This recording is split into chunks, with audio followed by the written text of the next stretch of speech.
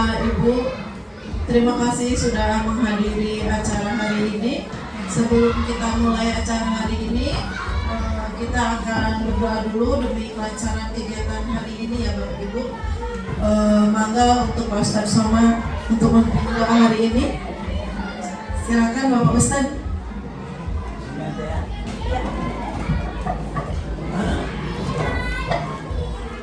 Assalamualaikum warahmatullahi wabarakatuh. Untuk kegiatan ini kita minta kepada Allah Subhanahu wa taala agar kegiatan ini lancar dan tidak ada masalah. Bismillahirrahmanirrahim. Allahumma shalli ala habibina wa syafiina wa kalimina wa maulana Muhammad wa sallim radhiyallahu anhu salatu rasulillah ajmain.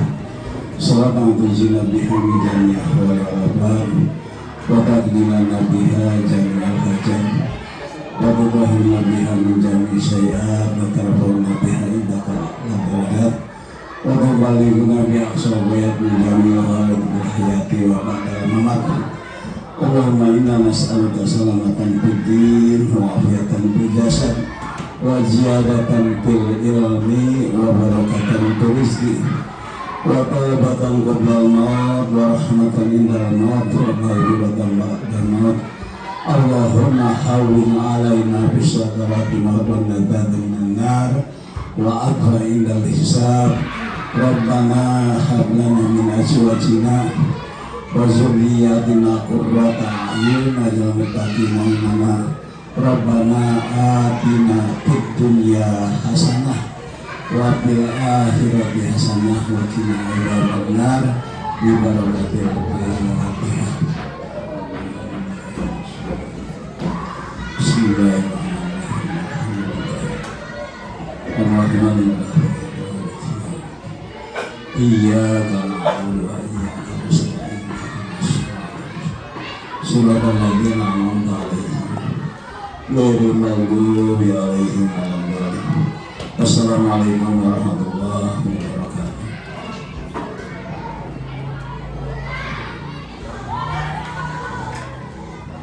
Ya, hatur nuhun Bapak semua, Bapak guru PAI kita ya, yang sudah senior tapi sangat berpengalaman. Nah, Bapak Ibu semuanya, di sini saya sebagai sebelum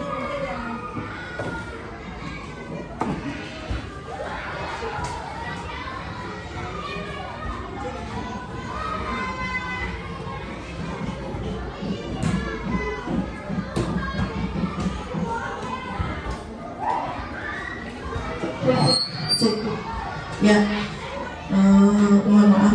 Di sini mungkin yang belum kenal ya, saya perkenalkan dulu. Saya Yuliana Istiharo. Kebetulan saya adalah calon guru penggerak angkatan 9 dan sekarang sedang menjalani program pendidikan guru penggerak.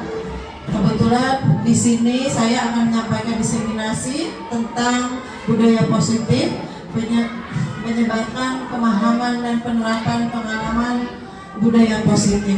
Mungkin sebelumnya Bapak Ibu di sini sudah paham betul tentang budaya positif. Menurut Bapak Ibu sendiri, budaya positif itu budaya yang seperti apa? Mungkin di sini Bapak Ibu pernah mendengar kata budaya positif seperti itu. Ada yang bisa menjelaskan Bapak Ibu mungkin budaya positif itu sendiri? Budaya seperti apa sih yang ingin kita jalani gitu? Apa sih budaya positif itu sendiri? Mungkin Bu Ida kali ya. Bu Ida maka budaya positif itu menurut Bu Ida itu bagaimana sih Bu? Assalamualaikum warahmatullahi wabarakatuh. Terima kasih telah diberi kesempatan walaupun sebenarnya blank ya, budaya positif itu apa? Menurut secara pribadi dari budayanya saja itu, budaya itu sesuatu yang dikembangkan secara dari waktu ke waktu secara turun menurun. Menurut saya, menurut teman saya. Nah, jadi budaya positifnya itu kan menjurus ke hal-hal yang baik, gitu kan. Jadi budaya positif itu budaya yang harus diturunkan dari waktu ke waktu secara turun menurun yang yang baik-baik gitu, yang apa perlu supaya menjadi perubahan yang lebih baik. Ini seperti itu. Terima kasih. Terima kasih. Mungkin ada pendapat lain tentang budaya positif dari Bu Ai.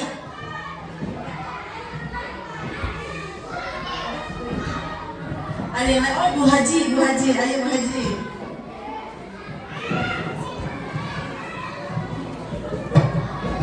Terima kasih. Budaya positif menurut saya pribadi yaitu nilai atau keyakinan universal yang diterapkan di sekolah tersebut. Ya, itu aja. Ya, betul sekali ya Bapak Ibu.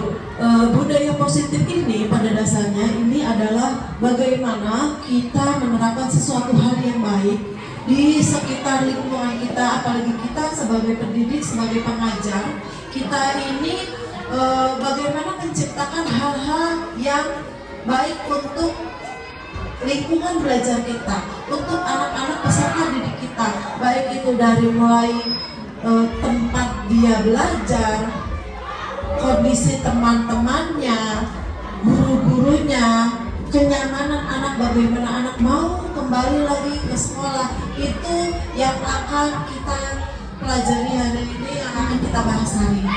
Ya, selanjutnya mungkin Bapak Ibu pernah melihat sosok ini di buku-buku ya, beliau Ki Hajar Dewantara. Nah, beliau itu mengibaratkan suatu pendidikan itu seperti kita itu sebagai petani, sementara siswa itu sebagai tanamannya, dan lingkungan yang tempat mereka belajar itu sebagai tanahnya. Nah, apa sih hubungannya di sini? Hubungannya di sini itu ketika tanah yang mereka olah dari petani ini diolah dengan baik dengan cara mungkin kalau tanahnya gersang dikasih air, kalau tanahnya tidak subur dikasih pupuk. Nah, tumbuhan ini yang tadinya mungkin akan ditanam kurang baik itu mereka supaya baik otomatis harus ditanam, dirawat sebaik mungkin oleh petaninya itu. Kita hubungannya di sini sebagai petani atau sebagai pendidik, tugasnya itu hanya satu, merawat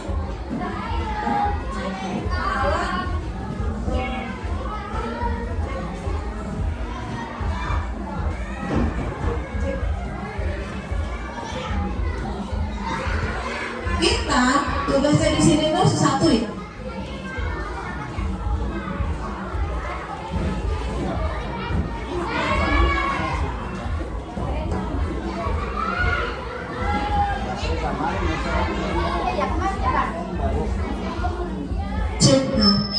Nah, kita di sini itu tugasnya satu ya, Bapak Ibu guru, tidak merubah dasar anak-anak, tapi membimbing anak-anak itu mendorong dengan cara apa?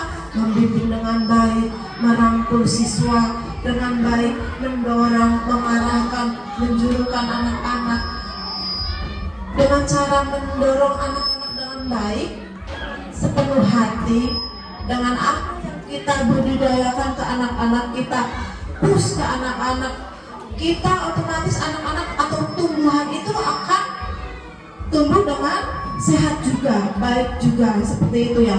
Tujuan pendidikan menurut Ki Hajar Dewantara sendiri itu mendidik itu menuntut segala kodrat ada pada anak-anak agar mereka dapat mencapai keselamatan dan kebahagiaan yang setinggi-tingginya, baik itu manusia sebagai anak manusianya itu sendiri atau ketika anak itu berada di lingkungan masyarakat kelaknya nanti, dapat menuntut tumbuh atau hidupnya, kekuatan kodrat anak-anak juga. Pendidikan harus sesuai dengan kodrat alam, begitu juga dengan kodrat zaman. Maksudnya apa sih sesuai kodrat alam dan kekuatan sesuai kodrat zaman itu? Sesuai kodrat alam itu misalnya tempat anak-anak itu belajar, misal di daerah anak-anak itu sendiri. Sebentar. Nah, Di daerah anak-anak itu sendiri, maksudnya tempat anak belajar itu sendiri, kondisi lingkungan. Biasanya kalau misalnya kita di sini budayanya di daerah Kiara itu yang bisa dihasilkan itu apa? Misalnya telur asin kali ya, atau bertani, bercocok tanam. Dari budaya ini anak-anak itu bisa belajar melalui kodok alam, tidak melulu belajar di dalam kelas. Anak-anak akan jenuh seperti itu. Kita kasih cekokan ke anak-anak materi terus kita kira-kira menurut Bapak Ibu itu akan bosan atau tidak? Bosannya akan tidak menarik. Nah, di sini gunanya kita untuk bisa memanfaatkan kodok alam itu sendiri. Lalu apa dengan kodok zaman? Kodok zaman sendiri itu kita menyesuaikan dengan apa perkembangan yang sedang tren di dunia ini. Contoh, dengan pembelajaran mungkin kalau ada modalnya dari sekolah menggunakan salah satunya proyektor ini Bapak Ibu. Terus perkembangan internet, bahkan sekarang absen aja, sekarang pulang pagi-pagi teh kudu riweuh bawa selfie, cetek, foto.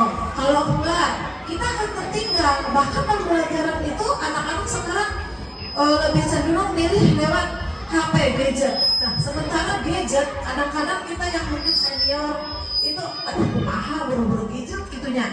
Buru-buru gadget kita aja untuk belajar PowerPoint misalnya. Sekarang lah yang lagi rame untuk pembelajaran membuat media seperti ini menarik, Canva. Kita itu supaya mengimbangi, mau tidak mau, walaupun kita sudah senior ibaratnya, kita harus seenggaknya mengupgrade diri kita supaya kita bisa lebih baik lagi ya Bapak Ibu. Walaupun kadang tantangan yang pertama itu malas. Ini malas ini bagaimana sih cara kita sebagai guru itu tidak malas? Ya harus sering-sering kumpul dengan yang lain. Contoh lah ibaratnya kita membuat komunitas, tanpa kita sadari komunitas kita itu tiap hari ada teman grup chat, teman guru ngopi ibaratnya kayak gitu, ngobrol bareng, duduk bareng, ngopi bareng, kita ngebahas tentang ini. Itu sebenarnya sebuah komunitas, walaupun hanya komunitas yang kecil, tapi di dalam komunitas kecil ini kita bisa mengupgrade, setidaknya mengupgrade diri kita sebagai seorang pendidik khususnya supaya bisa lebih baik lagi. Lanjut ya Bapak Ibu. Nah, budaya positif itu sendiri, budaya positif di sekolah yaitu nilai yang dan kebiasaan di sekolah yang berpihak pada murid agar mereka dapat berkembang menjadi pribadi yang kritis, penuh rasa hormat, bertanggung jawab sesuai profil pelajar Pancasila. Mungkin Bapak Ibu lagi dengan profil pelajar Pancasila ya. Pak Roni bisa nyebut profil pelajar Pancasila yang kelima ada apa sih? Kan ada tuh lagunya, ada ya. Profil pelajar Pancasila, pelajar Pancasila, bertakwa dan berakhlak mulia, berkebinekaan global, gotong royong mandiri, kreatif dan bernalar kritis, belajar Pancasila, beriman dan bertakwa pada Tuhan yang Esa, dan berakhlak mulia, berkebinekaan global, gotong royong mandiri, kreatif dan bernalar kritis. Terima kasih banyak. Nah, itu adalah profil Pancasila yang berharapkan kita memiliki budaya positif untuk anak-anak itu sesuai dengan profil pelajar Pancasila, budaya gotong royong, nilai positif seperti anak supaya kreatif, berwawasan global dan berkebinekaan global, seperti itu ya. Selanjutnya, nah ini konsep inti dari budaya positif sendiri ada 7 ya, yang nanti hari ini itu akan kita bahas. Yang pertama adalah perubahan paradigma belajar, ini nanti akan berkesinambungan. Lalu disiplin positif, Lalu selanjutnya motivasi perilaku manusia. Motivasi perilaku manusia ini nanti ada beberapa motivasi. Kebutuhan dasar manusia. Kebutuhan dasar manusia pada dasarnya ada 5 kebutuhan dasar manusia yang nanti akan kita bahas. Lalu posisi kontrol restitusi. Posisi kontrol restitusi nanti ada 3 ya, dan keyakinan kelas. Mungkin Bapak Ibu di sini ada beberapa di kelasnya sudah pernah melakukan keyakinan kelas. Kenapa keyakinan kelas dan bukan ya, kenapa bukan peraturan kelas?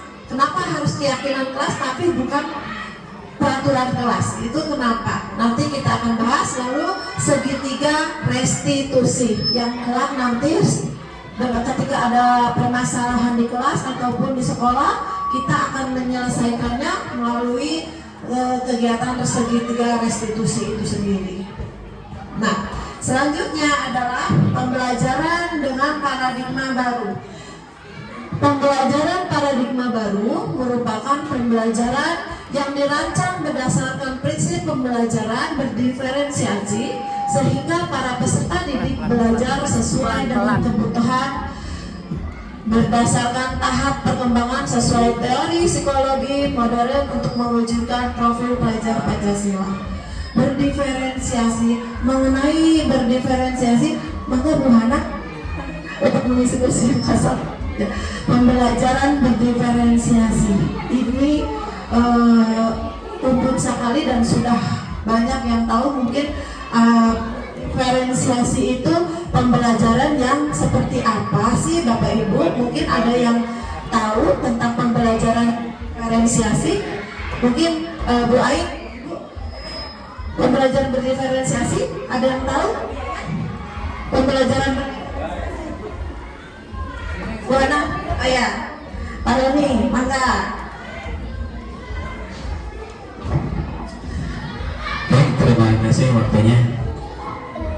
Pembelajaran berdiferensiasi merupakan pembelajaran yang dikembangkan untuk merespon kebutuhan murid dalam belajar yang bisa berbeda-beda, meliputi kesiapan belajar, minat, potensi, atau gaya belajarnya. Mungkin seperti itu, Bu. Ya, iya. Sudah konkret sekali jawabannya ya. Dan tidak perlu kita simpulkan. Sebenarnya betul sekali apa yang diungkapkan Pak Roni. Pembelajaran tepuk tangannya dong untuk Pak Roni. Pembelajaran berdiferensiasi itu sendiri pembelajaran yang bagaimana kita mengajarkan anak-anak tapi tidak sesuai keinginan kita, melainkan melihat dari minat bakat masing-masing dari setiap siswanya. Kenapa? Minatnya anak-anak, setiap anak itu berbeda-beda. Ya, bisa mungkin ada anak satu yang pengennya ngegunjingan wae, main musik, ada anak satu kekeletakan wae, ada anak satu hayangnya teh ibu hayangnya ke matematika, apa pinter. Ada yang kayak gitu. Ada anak yang pengennya mungkin ibu saya mah pengen olahraga. Ayo budak balik di kelas kan aya tah budak kos gitu, buter itu daek cicing. Kan saya gitu, maksudnya gitu kayaknya. Ada anak juga yang ingin belajarnya itu bisa belajar hanya melalui alat-alat mendengarkan, seperti menonton.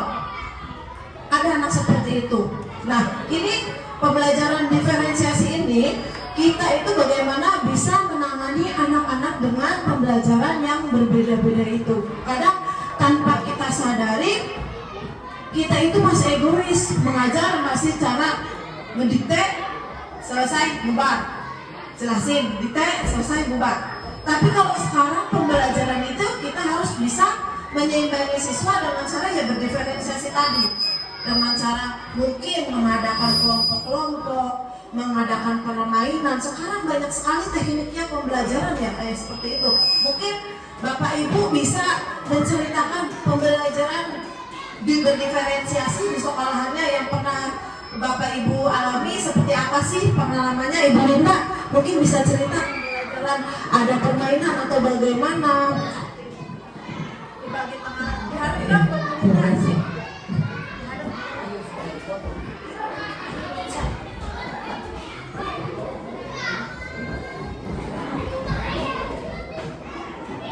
Ya, terima kasih.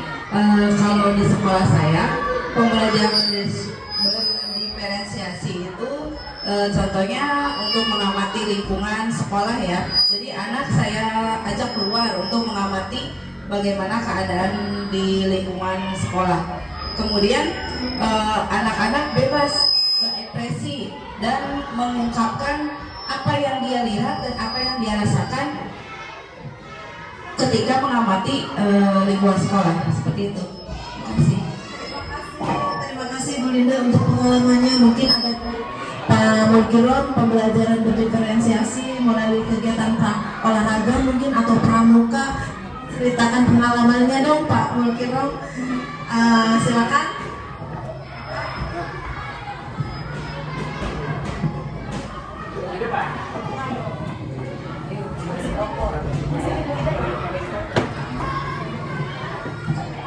Oke, terima kasih kepada Ibu Yuli selaku pemateri.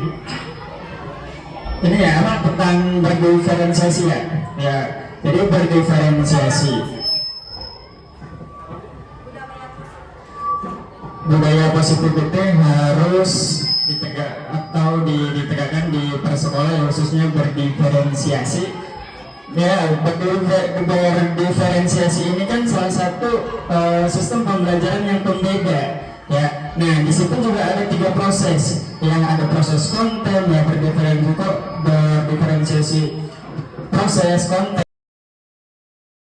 Yang ada proses konten, ya berdiferensiasi proses konten, sama satu lagi apa produk ya. Nah ini harus diterapkan kepada sekolah. Ya kenapa? Karena di sini kan budaya positif itu kan yang pertama ada bergotong royong. Ya yang bergotong royong itu yang pertama. Kenapa harus ditegakkan di sekolah masing-masing? Kenapa? Karena warga sekolah dengan siswa itu harus saling bergotong royong. Ya kecuali yang tadi ada 5 pelajar Pancasila ya Bu ya. Nah itu bisa diterapkan di sini agar warga sekolah dan pihak atau siswa yang ada di sini juga harus bisa menegakkan. Ya itu. Terus kalau berdiferensiasi itu bisa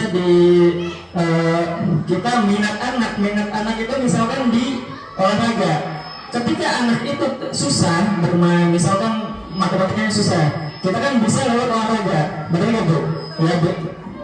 Kita bermain bola, anak-anak tersebut itu bisa kita masukkan ke dalam olahraga ya dengan berhitung ya, lompat atau berhitung 1, 2, 3 itu kan bisa dimasukkan ya ke dalam olahraga. Kalau musik bisa aja musik bisa enggak Bu? Bisa ya. Maksudnya gimana kalau pembelajaran matematika? Ya satunya dengan hitungan sambil menyanyi 1, 1 ya, aku sayang ibu, atau 1 ditambah 1 sama dengan 2 itu kan ada di nyanyian. Mungkin itu aja Bu yang bisa disampaikan. Tangannya mana Bapak Ibu, ini luar biasa sekali ya Pak Mulkiron. Mungkin ada tambahan pengalaman lain dari Bu Ida. Gimana Bu Ida? Bu Ida? Cukup ya? Oke, kita lanjut. Nah, miskonsepsi teori kontrol. Nah, supaya kita menerapkan budaya positif itu sendiri, kita itu memerlukan teori kontrol ya. Untuk kita sebagai guru itu kita harus bagaimana? Yang pertama itu ada ilustrasi guru mengontrol murid. Guru mengontrol murid itu kita hanya bisa ngatur gitu aja ya. Yang kedua ilustrasi bahwa kritik dan membuat rasa bersalah mampu melelahkan karakter. Kita itu mampu membuatkan masalah ke anak-anak, merasa anak itu bersalah dengan apa yang peringatkan ke anak-anak. Lalu yang ketiga ilustrasi bahwa orang dewasa berhak memaksa, berhak anak-anak itu hanya ikut peraturan kita, seperti itu Bapak Ibu. Lalu ilustrasi bahwa semua perbuatan positif efektif dan manfaat. Selanjutnya ini mungkin agak panjang Bapak Ibu, tapi ini akan saya bacakan sedikit demi sedikit ya, meluruskan beberapa miskonsepsi tentang makna kontrol. Ini dicetuskan dari Dr. William Glasser dalam kontrol teori, ilusi guru mengontrol murid. Pada dasarnya Kita tidak dapat memaksa murid untuk berbuat sesuatu jikalau murid tersebut memilih untuk tidak melakukannya. Walaupun tampaknya guru sedang mengontrol perilaku murid, hal demikian terjadi karena murid sedang mengizinkan dirinya dikontrol, bukan karena keinginan dia. Saat itu, bentuk kontrol guru menjadi kebutuhan dasar yang dipilih murid tersebut. Teori kontrol menyatakan bahwa semua perilaku memiliki tujuan, bahkan terhadap perilaku yang tidak disukai. Nah, di sini anak-anak itu hanya taunya diperintahkan oleh guru, disuruh oleh guru, hanya di-push aja, tapi tidak berdasarkan keinginan anak itu sendiri. Yang kedua, ilusi bahwa semua penguatan positif efektif dan bermanfaat. Penguatan positif atau bujukan adalah bentuk-bentuk kontrol segala usaha untuk mempengaruhi murid agar mengulangi suatu perilaku tertentu adalah suatu usaha untuk mengontrol murid tersebut dalam jalan jangka waktu tertentu. Kemungkinan murid tersebut akan menyadarinya dan mencoba untuk menolak bujukan kita, atau bisa jadi murid tersebut menjadi tergantung pada pendapat sang guru untuk berusaha. Nah, di sini itu anak-anak itu dikontrol tapi dengan diiming-imingi ya Bapak Ibu guru. Selanjutnya ya, lalu ada ilusi kritik dan membuat orang merasa bersalah dapat menguatkan karakter. Menggunakan kritik dan rasa bersalah untuk mengontrol murid menuju pada identitas gagal mereka, belajar untuk merasa buruk tentang diri mereka. Mereka mengembangkan dialog diri yang negatif. Kadangkala sulit bagi guru untuk mengidentifikasi bahwa mereka sedang melakukan perilaku ini, karena seringkali guru cukup menggunakan suatu suara halus untuk menyampaikan pesan negatif. Yang selanjutnya ada ilusi bahwa orang dewasa memiliki hak untuk memaksa. Banyak orang dewasa yang percaya bahwa mereka memiliki tanggung jawab untuk membuat murid-murid berbuat hal-hal tertentu.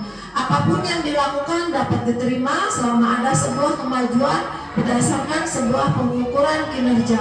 Pada saat itu pula orang dewasa akan menyadari bahwa perilaku memaksa tidak akan efektif untuk jangka waktu panjang dan sebuah hubungan permusuhan akan terbentuk.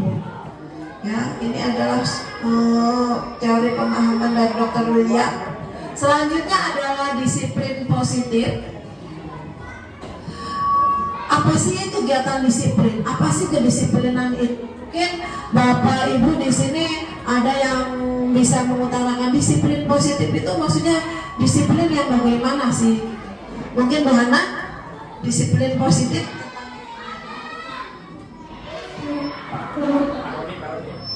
Parah nih, disiplin positif. Yang lain. Biaya.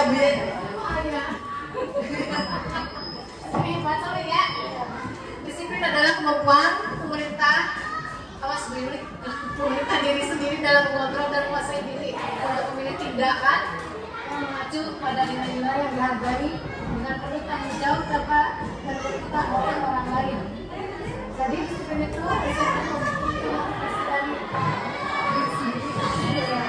intinya disiplin positif adalah disiplin adalah kemampuan pemerintah diri sendiri. Bagaimana disiplin positif itu dia sadar untuk melakukan suatu hal tapi berdasarkan kesadaran dirinya sendiri, bukan berdasarkan orang lain, ya Bapak Ibu.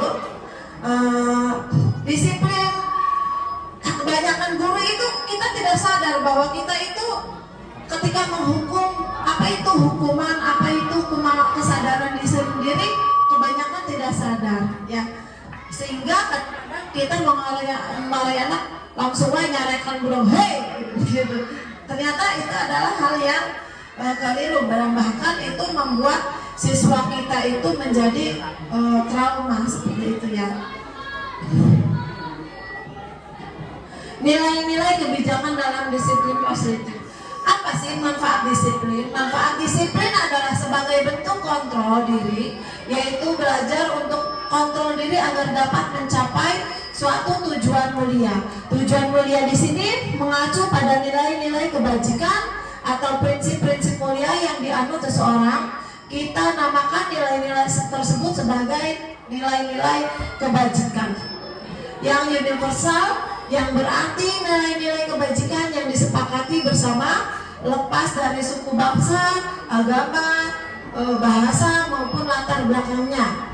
Nilai-nilai kebajikan dalam profil pelajar Pancasila itu ya seperti yang tadi ya, beriman dan bertakwa, mandiri, bernalar kritis, berkebinekaan global, bergaul gotong royong, dan kreatif. Nah, ini ada 3 motivasi perilaku manusia.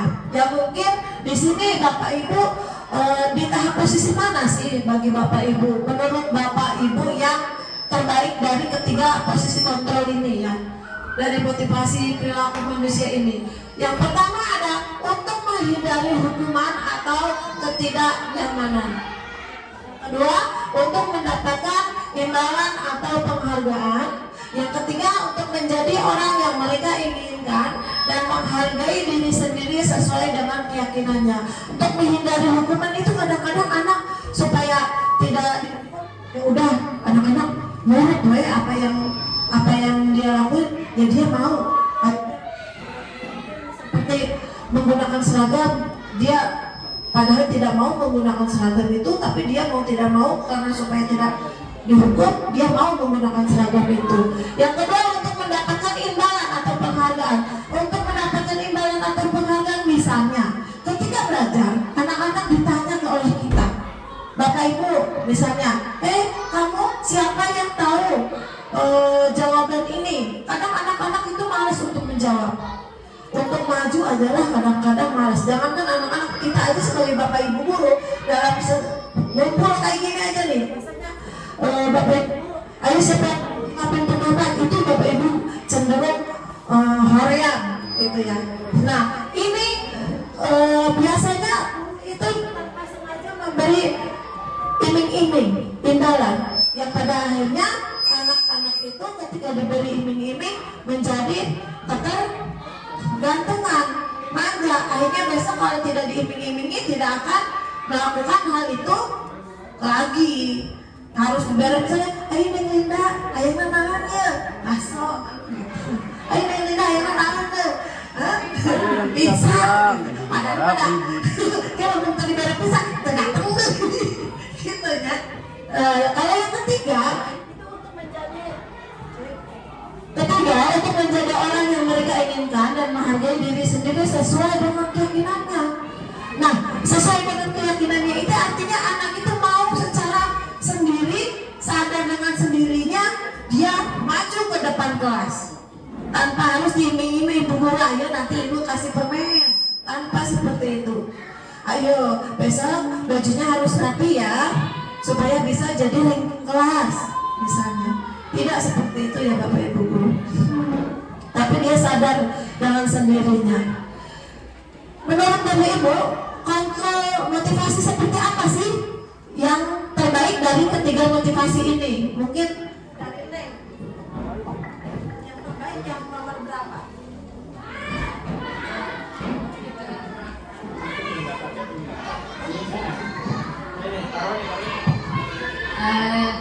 Menurut pendapat saya, motivasi perilaku manusia itu di nomor 3.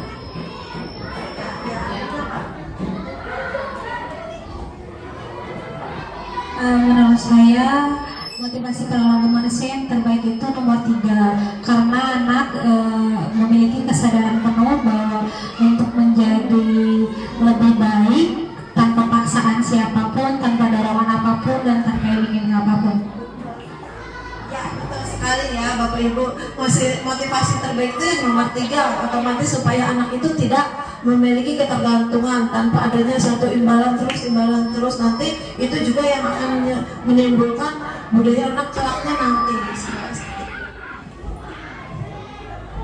Ya, yang pertama ada untuk menghindari ketidaknyamanan atau hukuman. Ini termasuk motivasi eksternal. Kalau motivasi eksternal itu lebih dari orang luar mempengaruhi anak tersebut atau orang luar mempengaruhi kita. Ini adalah tingkat terendah dari motivasi perilaku manusia. Biasanya orang motivasi perilakunya untuk menghindari hukuman atau ketidaknyamanan akan bertanya apa yang akan terjadi apabila saya tidak melakukannya.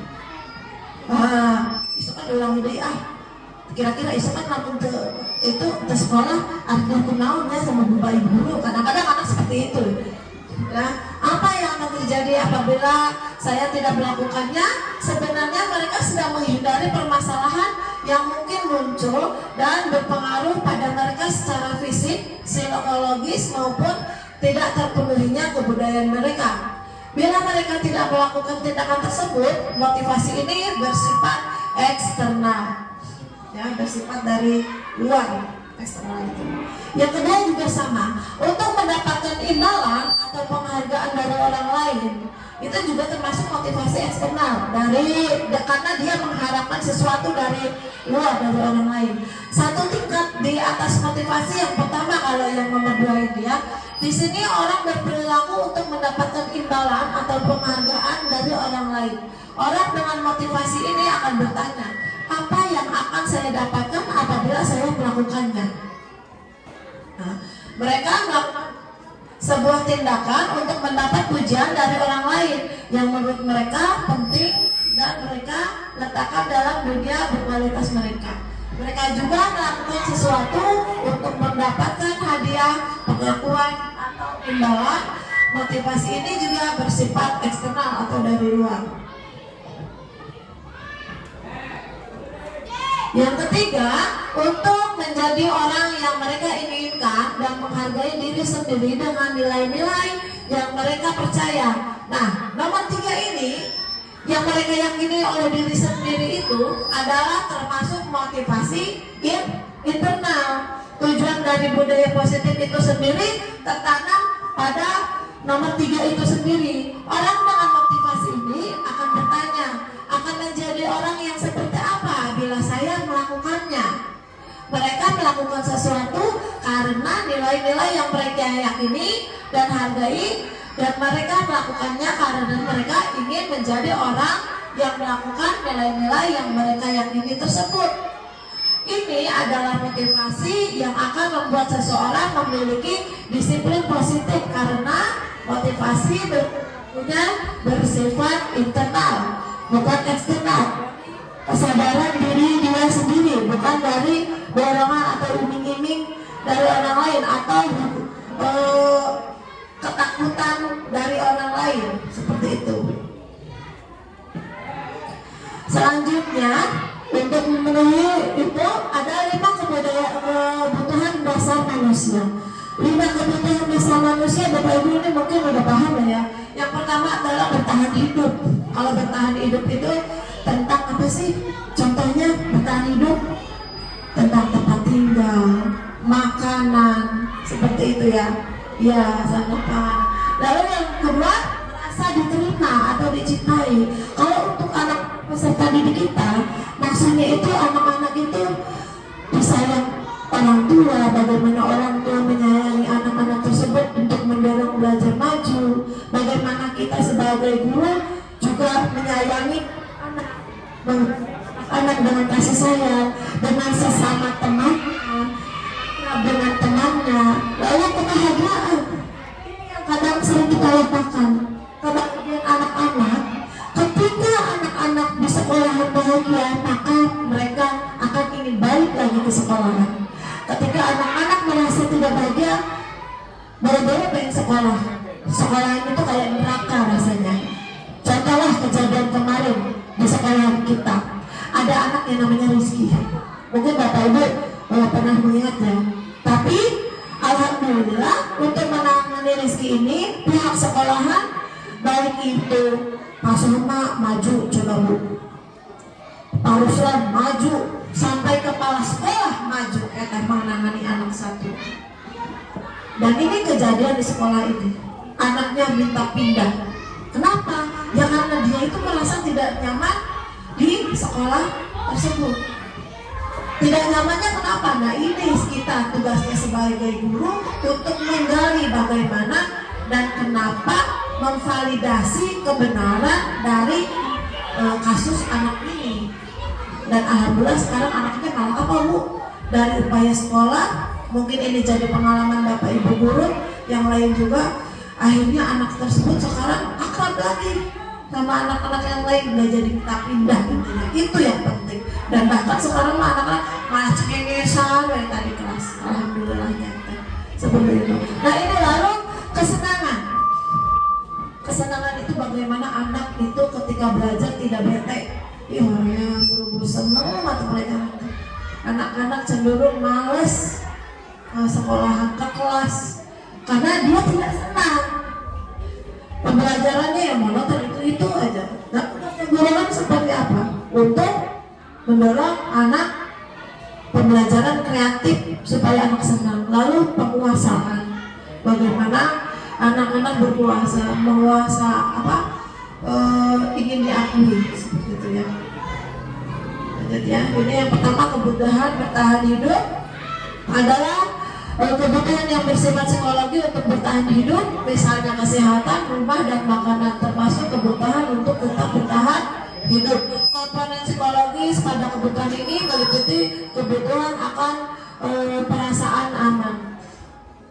Yang kedua adalah kasih sayang dan rasa diterima, kebutuhan anak untuk diterima. Kebutuhan ini adalah kebutuhan psikologis, kebutuhan untuk disayangi dan diterima meliputi kebutuhan akan hubungan dan koneksi sosial, kebutuhan untuk memberi dan menerima kasih sayang, dan kebutuhan untuk merasa menjadi bagian dari suatu kelompok. Kebutuhan ini juga meliputi keinginan untuk tetap berhubung dengan orang lain seperti teman, keluarga, pasangan hidup, teman kerja, binatang peliharaan, dan kelompok di mana kita tergabung. Yang ketiga, penguasaan kebutuhan atau pengakuan atas kemampuan dia. Penguasaan kebutuhan ini berhubungan dengan kekuatan untuk mencapai sesuatu, menjadi kompeten, menjadi terampil, diakui atas prestasi dan keterampilan kita. Anak-anak yang memiliki kebutuhan dasar akan mau penguasaan yang tinggi biasanya selalu ingin menjadi pemimpin. Ada tuh anak yang ingin, pasti ingin. Ada anak biasanya pura-puranya teh rapi di depan guru teh pada hayalnya, ibu aku udah, kalau ada tugasan ada yang kayak gitu ya, ibu aku nih, pasti itu ada. Mereka juga suka mengamati sebelum mencoba hal baru dan merasa kecewa bila melakukan. Mereka juga biasanya rapi dan sistematik dan selalu ingin mencapai yang terbaik. Selanjutnya yang keempat adalah kebebasan, kebutuhan untuk bebas adalah kebutuhan akan kemandirian dan otonomi, memiliki pilihan dan mampu mengendalikan arah hidup seseorang. Anak-anak dengan kebutuhan kebebasan yang tinggi menginginkan pilihan, mereka perlu banyak bergerak, suka mencoba-coba, tidak terlalu terpengaruh orang lain, dan senang.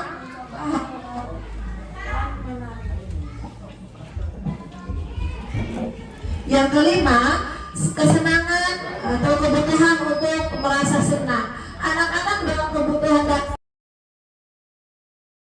tidak terlalu terpengaruh orang lain dan senang.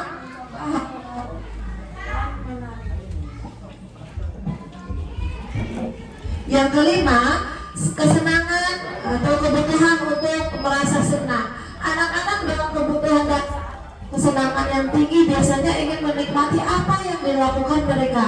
Juga bisa berkonsentrasi tinggi saat mengerjakan hal yang disenangi. Mereka suka permainan dan suka mengoleksi barang, suka bergurau, dan juga mengebaskan. Bahkan ketika anakku murid, mereka masih terlihat lucu.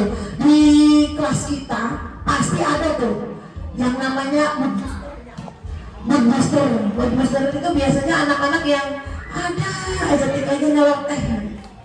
Pasti ada ya, Buhana. Mungkin Buhana bisa menceritakan anak yang mood booster itu ada nggak? Seperti apa anaknya? Dengan segala kejailannya mungkin. Sini dong, biar kelihatan.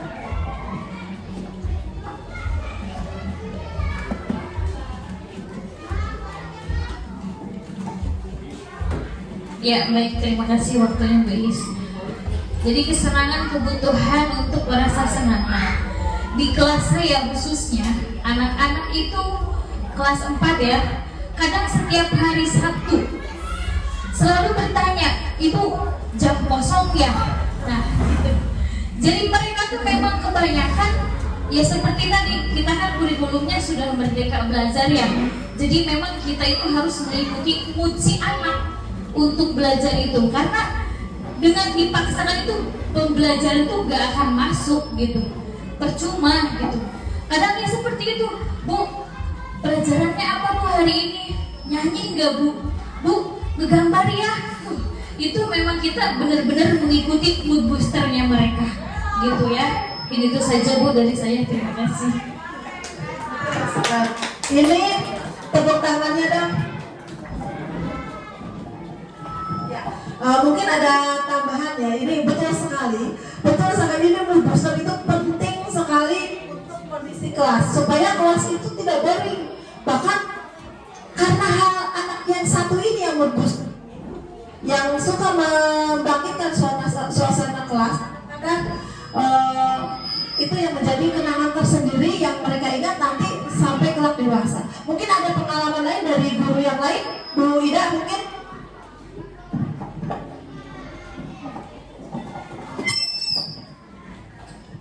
Assalamualaikum warahmatullahi wabarakatuh. Mungkin kalau di pengalaman di SD saya, ibaratnya saya kan mengajar kelas 1 dari hari Senin sampai hari Kamis ya. Saya kelas. Terus hari Jumat pelajaran olahraga, hari Sabtu pelajaran agama. Nah, setiap hari kan bersama saya anak-anak tuh ya, hari Senin sampai hari Kamis. Pas hari Jumat saya masuk, tentunya hanya untuk melihat, atau mungkin guru yang pelajaran olahraganya belum datang, mereka malah bertanya, Bu, bukan malah bertanya, malah ngomong, Bu, kok ibu yang masuk sih? Ya, kok enggak guru yang lain? Kok sekarang kan pelajaran olahraga, kenapa ibu yang masuk? Tuh, maksudnya artinya anak-anak itu ada ingin pencerahan gitu dari guru yang lain gitu, maksudnya tidak saya aja yang masuk ke situ gitu. Terima kasih, mungkin itu saja. Biar itu kali ya, biar refresh kali. Jadi kadang-kadang perlu juga diselingi dengan hal yang baru mungkin Bu Ida, seperti itu ya. Ya, terima kasih pengalamannya Bu Ida. Ini menarik sekali untuk dibahas kali ini ya. Tepuk tangan dong untuk Bu Ida semuanya. Selanjutnya, nah, posisi kontrol guru. Kita ada di posisi yang mana sih gitu? Kita ada di posisi kontrol guru ini ada 5. Yang pertama adalah sebagai penghukum.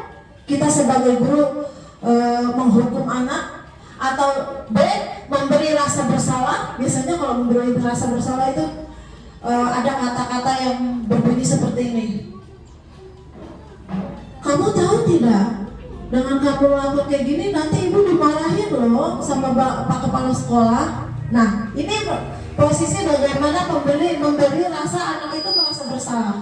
Lalu yang ketiga ada pemantau, ya. Yang keempat, kita guru sebagai teman.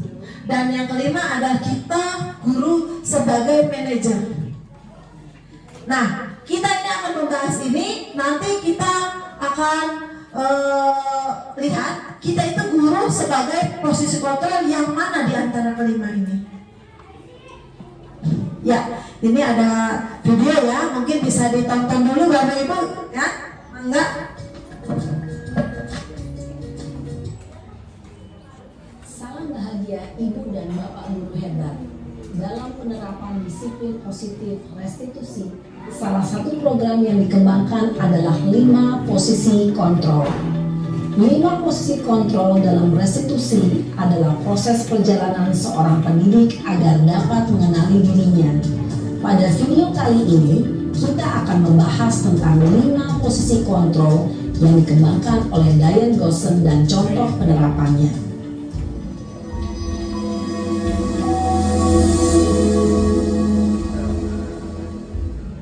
5 posisi kontrol itu adalah 1.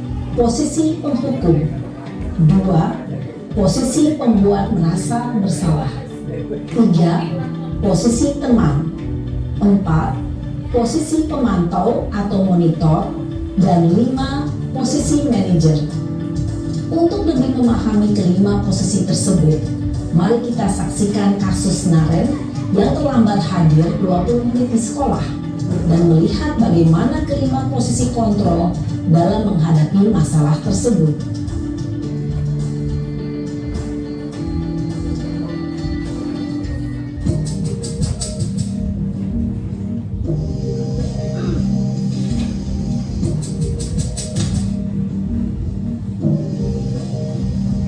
Naren!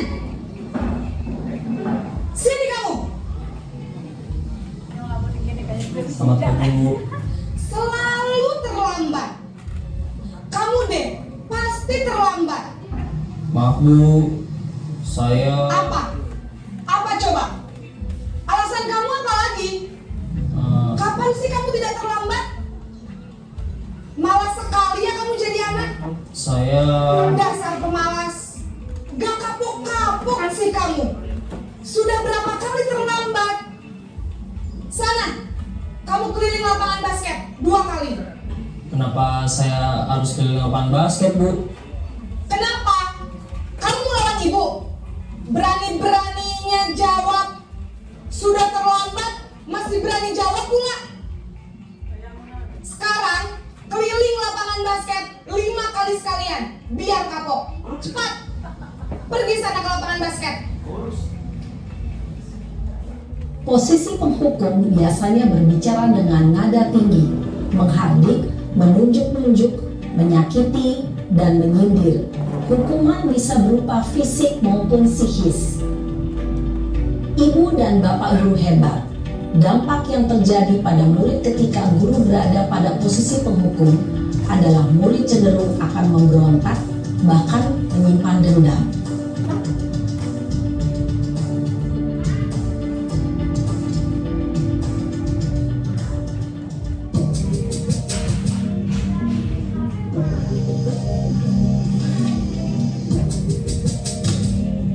Selanjutnya pembuat merasa bersalah.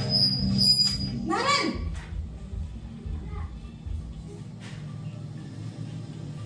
Selamat pagi Bu. Naren. Kamu kenapa terlambat lagi, nak? Ya Tuhan, Naren. Kamu senang ya bikin ibu susah ya?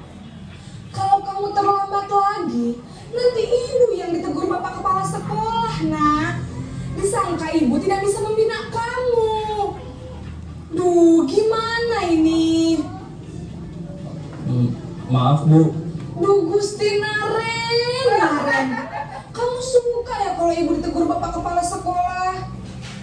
Terus, sekarang ibu harus tulis apa yang di buku absen?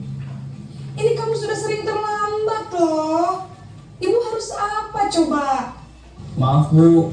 Maaf sekali. Ya sudah, lain kali jangan bikin ibu susah lagi ya nak ya. Ibu tidak akan kuat lagi kalau kamu begini terus. Bisa jantungan kalau ibu ditegur bapak kepala sekolah. Sana cepat ke kelas. Maaf ya Bu. Maaf sekali. Posisi pembuat rasa bersalah berbicara dengan nada tenang, cenderung lembut.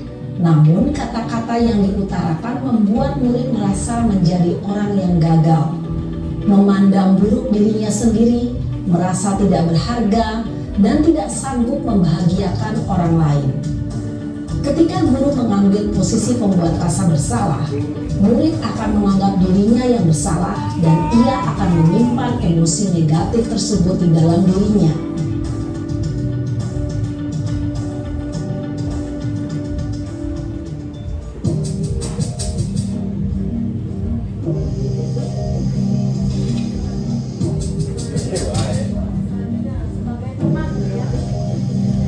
Naren!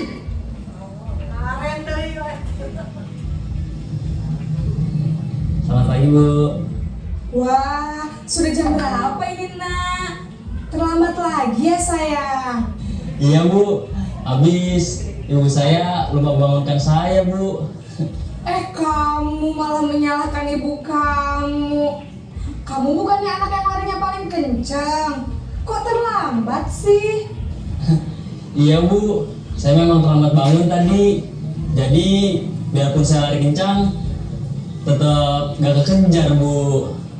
Ya sudah sana. Nanti lain kali larinya lebih kencang lagi ya. Biar gak terlambat lagi. Bikin seneng ibu. Demi ibu. Bisa kan? Bisa lah Bu. Ya sudah sana masuk kelas. Ibu beresin urusan absen kamu. Kamu ini ada-ada saja. Dalam posisi teman, guru berbicara dengan nada suara ramah, akrab, cenderung bersenda gurau untuk menjaga suasana tetap santai. Murid akan merasa senang, aman, dan akrab dengan guru. Identitas yang tercipta adalah identitas sukses atau berhasil. Namun, perlu diingat, karena ini masih dorongan eksternal, maka ada faktor ketergantungan dari murid kepada orang tertentu. Di sini guru absennya, sehingga di lain waktu murid bisa berperilaku baik, namun hanya kepada orang-orang tertentu saja.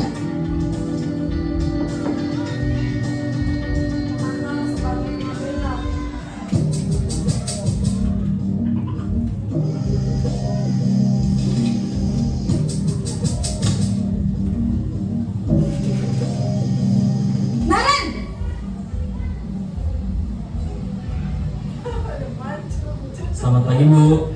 Naren, apa peraturan sekolah kita tentang jam berapa kita harus masuk sekolah, nak? Kita harus di sekolah jam 7 Bu. Iya betul, sekarang sudah jam 7.20. Naren sudah tahu konsekuensinya jika terlambat hadir. Paham Bu. Saya harus tinggal kelas pas jam istirahat selama 20 menit. Iya benar, konsekuensinya demikian. Jadi nanti jam 9.30 pas istirahat, kamu harus tinggal di kelas, kerjakan tugas tambahan untuk ketertinggalan kamu, ya? Baik Bu. Posisi pemantau mengandalkan penghitungan atau data untuk mengontrol murid. Guru mengarahkan murid berdasarkan peraturan dan konsekuensi.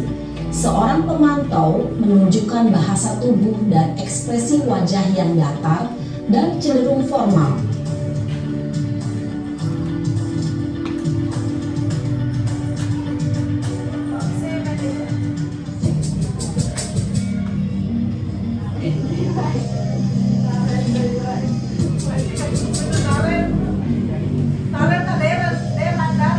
Naren!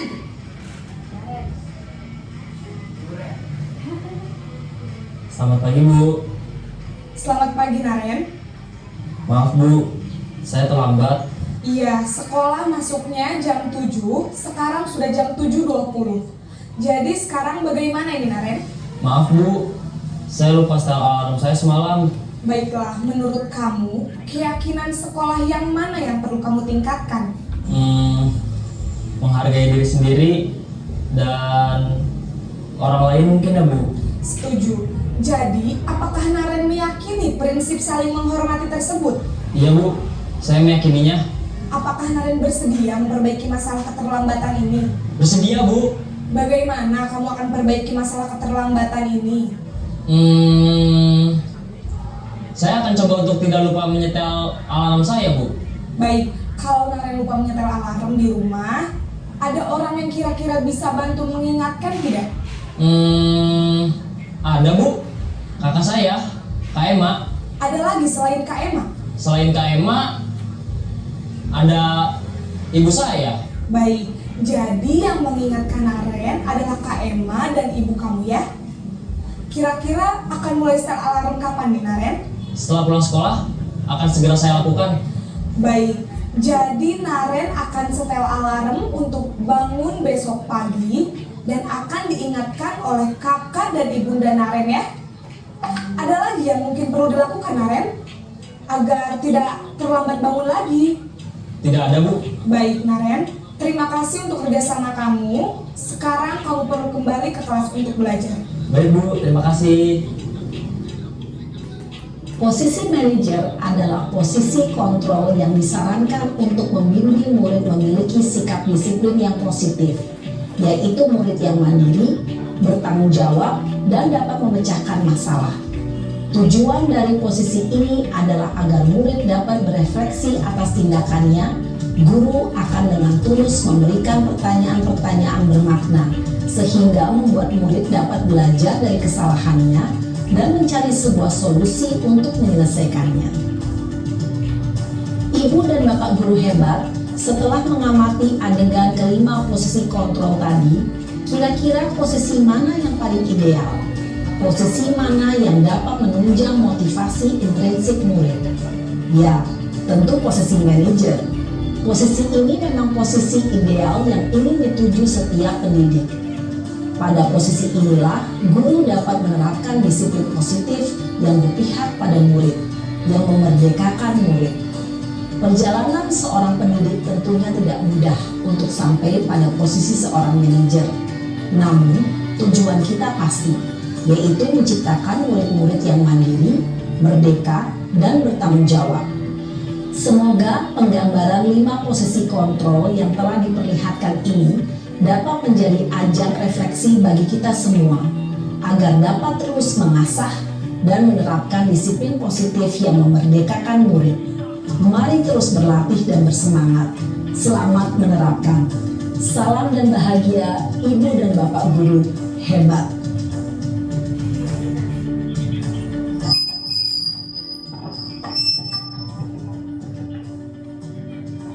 Iya, ini sebuah video yang luar biasa juga ya.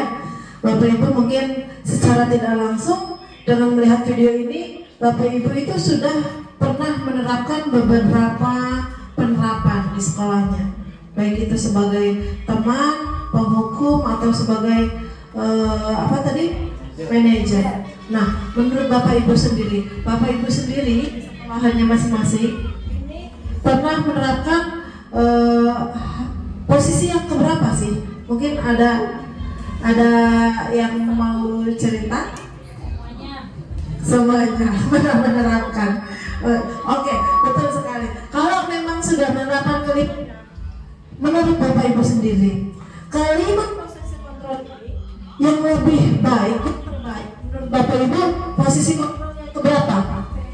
Manajer ya, sepakat. Ini sudah menjadi hal yang terbaik. Artinya kalau misalnya posisi kontrolnya dan dari posisi kontrol penghukum itu sendiri, Bapak Ibu, apa sih dampaknya ketika kita menerapkan posisi kontrol sebagai penghukum?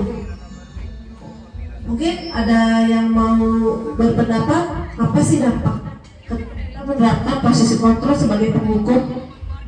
Bu Lina, mungkin?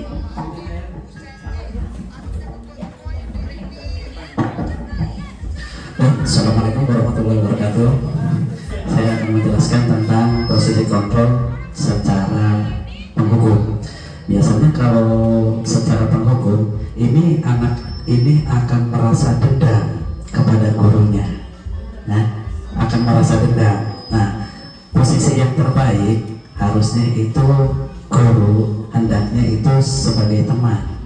Tapi dari lihat video yang tadi itu ada sisi dan sisi negatifnya. Apabila posisi kontrol seorang teman, satu, anak biasanya menganggap guru sebagai teman, kurang menghargai guru. Tapi bagusnya kalau secara menganggapnya secara teman. Jadi kalau ada permasalahan tersebut, anak itu bisa cerita sama gurunya. Ya, mungkin itu saja yang bisa disampaikan. Barangkali ada tambahan dari yang lainnya. Terima kasih. Mungkin ada tambahnya.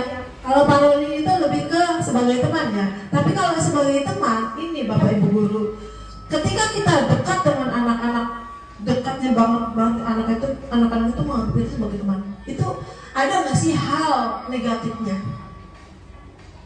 Mungkin Bu Linda bisa menceritakan. Ya, kalau murid itu menganggap guru sebagai teman, ada positif dan ada negatifnya ya Bu ya.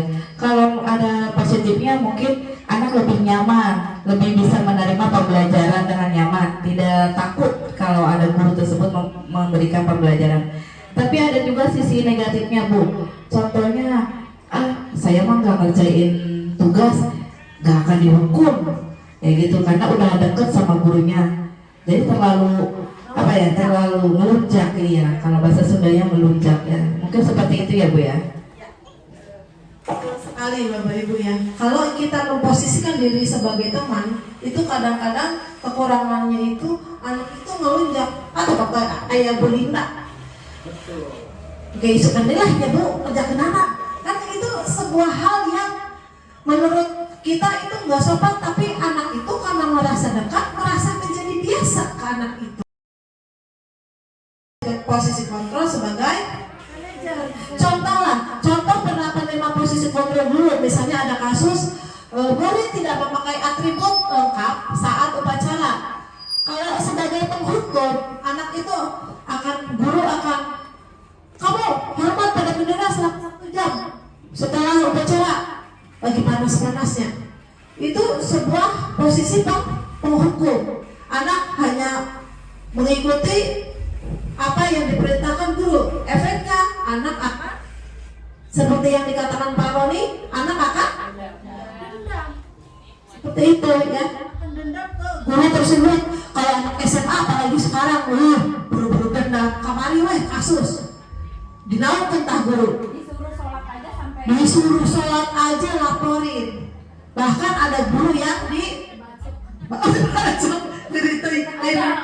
Anda ya, bahkan ada yang membunuh gurunya sendiri seperti itu. Padahal hal sepele yang diingatkan. Dan kedua ada pemberi rasa bersalah. Berapa kali Bapak Ibu harus memberitahu kamu, saya mau kecewakan. Nah, pemberi rasa bersalah ini ada efeknya tidak ke anak-anak?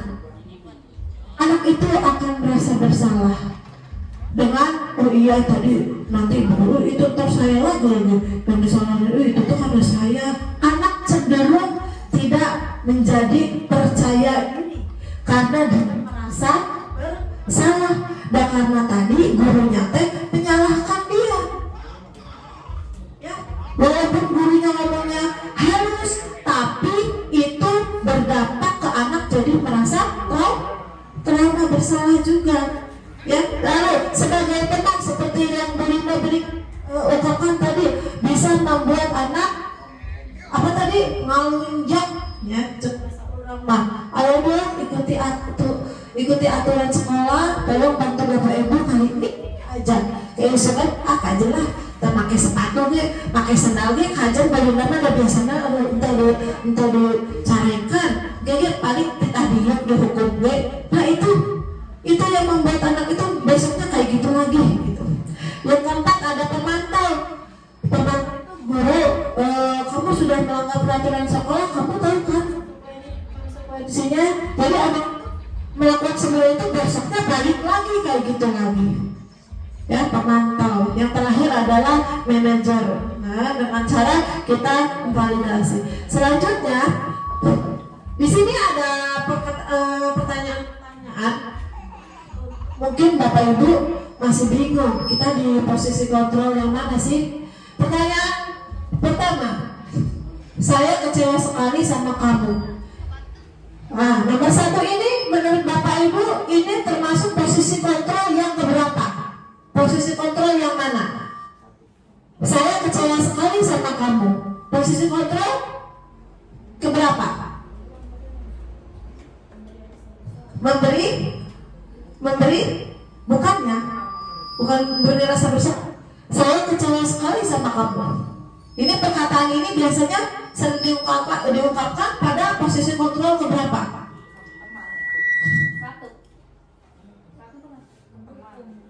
Penghukum. Betul sekali. Ini sering diungkapkan oleh mereka sebagai penghukum. Ya, yang kedua, kamu tidak pernah benar melakukannya. Nah, biasanya kata-kata ini diberikan oleh mereka yang ada di posisi kontrol keberapa nih Bapak Ibu? Nomor 2, kamu tidak pernah benar melakukannya.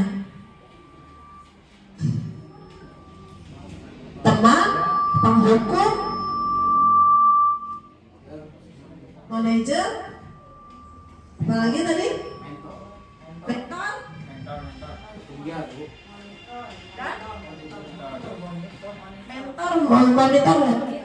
monitor. Ya, pemantau. Ini kira-kira nomor 2 yang mana nih?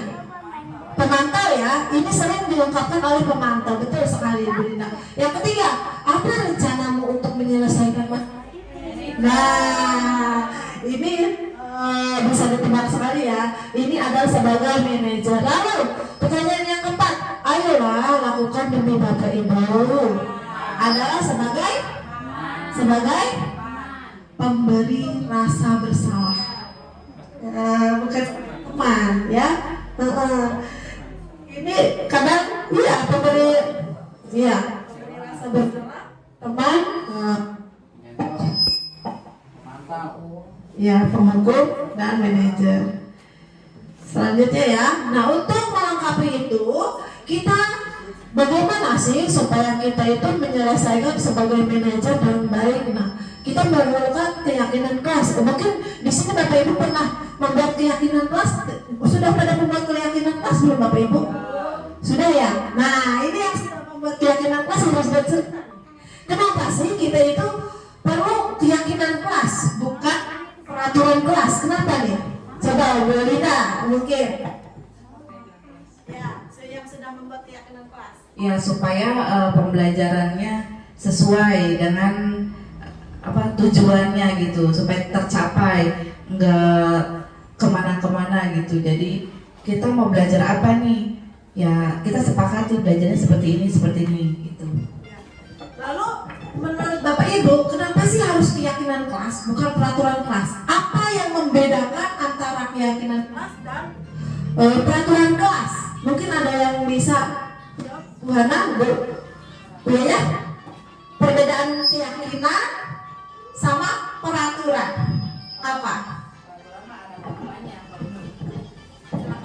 Kalau peraturan pasti kalau kita melanggar ada hukumannya, tapi kalau keyakinan akan memperbaiki kesalahan tersebut. Akan memperbaiki kesalahan tersebut. Mungkin ada tambahan dari yang lain, boleh ya?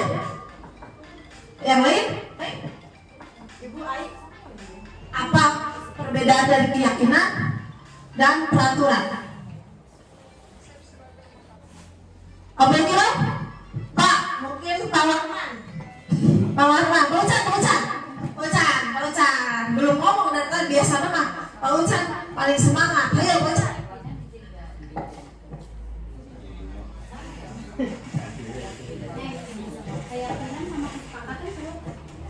Keyakinan sama kesepakatan beda ya Pak Ibu. Nah, yang membedakan keyakinan kelas dan kelas.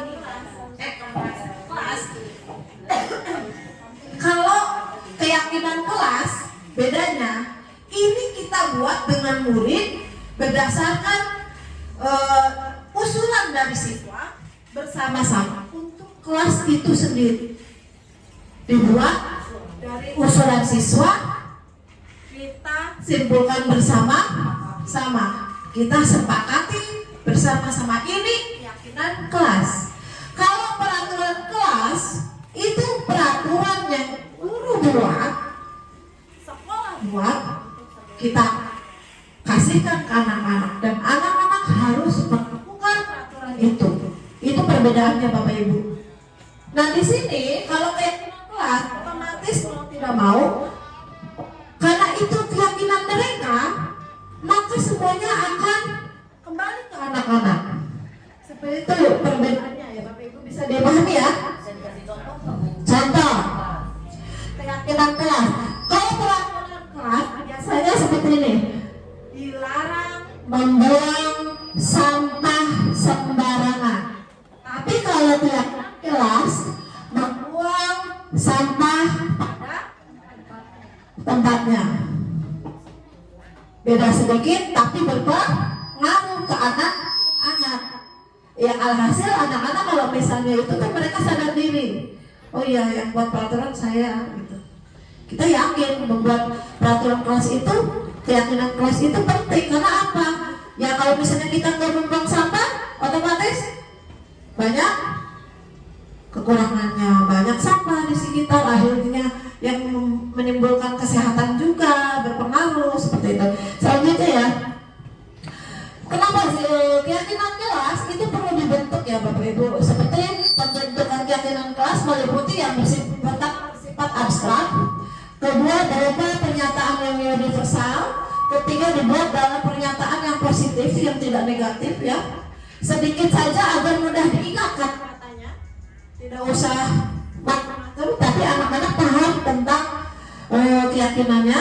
Lalu kalau sesuai kondisi kelas dan sekolah hingga mudah diterapkan sesuai kondisi kelas masing-masing. Jadi biasanya setiap kelas 1, 2, 3, 4, 5, 6 misalnya, atau setiap sekolah itu keyakinan kelasnya beda-beda. Ya, seperti itu. Yang keenam, melibatkan guru saat membuat keyakinan kelas. Nah, kesalahan saya juga tadi ini Bapak Ibu untuk saling mengingatkan tadi ketika kita awal masuk maju pembelajaran ini dimulai, kita harusnya ada keyakinan dulu bersama-sama kelas. Misalnya boleh makan dan minum ketika kelas berjalan, atau ketika kelas berjalan kita harus bisa menghormati pendapat orang lain. Ya, itu benar itu. Ya, seperti itu. Ya, keyakinan kelas.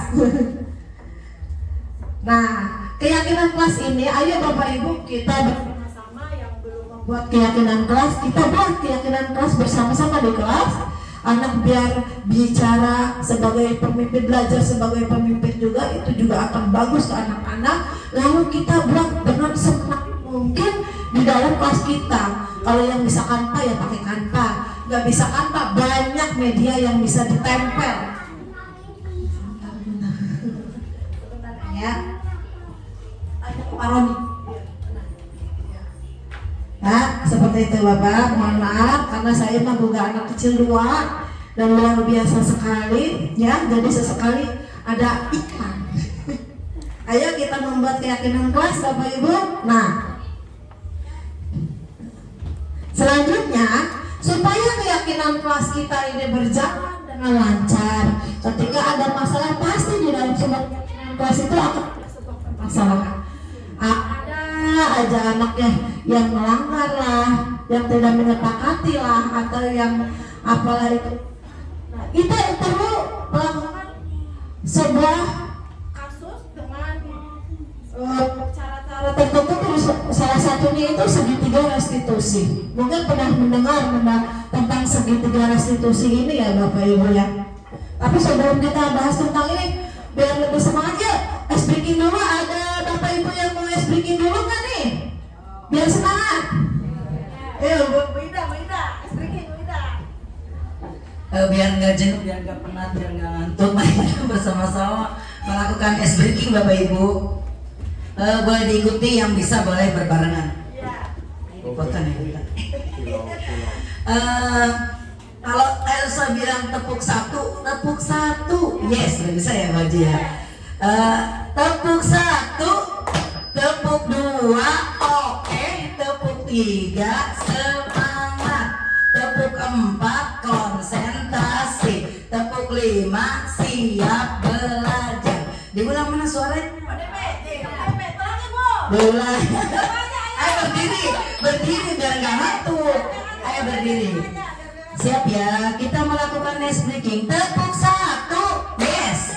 Tepuk 2, oke. Tepuk 3, semangat. Tepuk 4, konsentrasi. Tepuk 5, siap belajar. Oke, terima kasih. Sekarang ada dari saya. Ini berdiri lagi Bapak Ibu, saling berhadapan. Saling berhadapan sama saya. Sini berhadap, Ibu berhadap. Nah, Bapak Ibu, di sini Bapak Ibu nanti silakan tentukan siapa yang berperan sebagai ganjil dan siapa yang berperan sebagai genah. Seperti itu. Mungkin Bapak Ibu sering mendengar ini ya. Silakan ketika saya menghitung, tangan kiri Bapak Ibu yang satu di belakang dan tangan kanan ada di depan. Sebelumnya ya, ketika saya menyebutkan akhirnya ujungnya yang ganjil atau genap, maka mereka yang genap, misalnya saya ngomong terakhirnya 322, ganjil harus memegang yang genap secepatnya. Begitu pula sebaliknya. Kalau misalnya saya mengucapkan 241, yang ganjil memegang yang genap memegang yang ganjil. Siap Bapak Ibu? Ada ready ya? Dulu yang mana genap dan ganjilnya? Nah, kita tentukan dulu siapa yang genap siapa yang ganjil. Ibu genap atau ganjil? Ganjil. Ganjil, berarti saya yang genap nih. Berarti kalau ada terakhir ganjil saya ke Bu Yaya ya. Siap ya? Pak sama Pak itu Pak siap? Ya. Oke.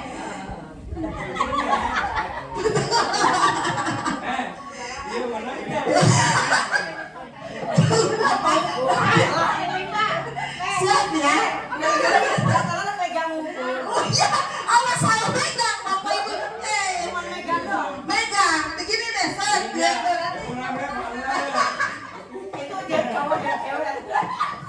Ya, coba saya mulai dari sekarang. Contoh ya, 240. Ibu tadi bilang ganjil. 241. Tapi harus jangan ngelamun. Ibu harus kita. Jangan sampai kena. Siap ya? Boleh, boleh.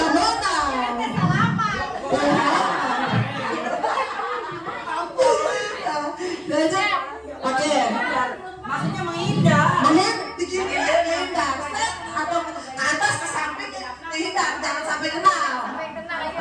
Jangan sampai kena, jangan sampai kena.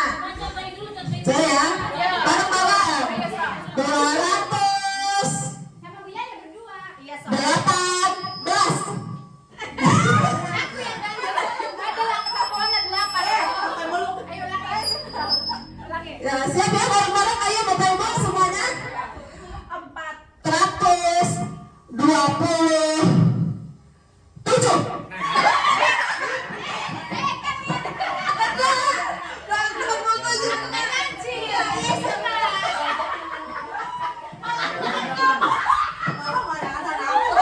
Sekali lagi coba, kayaknya Operation yang kenal. Ya, bagian lagi. 736.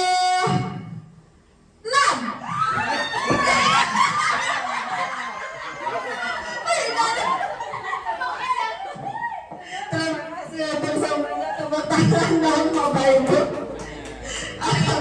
Banyak sekali metode-metode yang akan membuat suasana kelas kita menjadi semangat lagi. Salah satunya dengan cara memberikan es itu, asal ulah es doger, es teh, walaupun seger, tapi bukan seperti itu yang dimaksudkan Bapak Ibu ya. Es breaking ini biasanya es breaking itu diberikan ketika anak-anak itu di jam rawan Ibu. Jam rawan itu jam berapa sih ketika belajar? Jangankan jam 12 kawan. Jam istirahat. Setelah istirahat jam 10, setengah 11 itu anak-anak cenderung jika cacing kepanasan, paprika masuk istirahat, masuk ke kelas, habis olahraga di dalam kelas bau naon hasil ya. Kita lanjutkan Bapak Ibu ya. Yang selanjutnya adalah materi segitiga restitusi. Apa sih segitiga restitusi? Saya guliwet banget. Apa sih segitiga restitusi itu?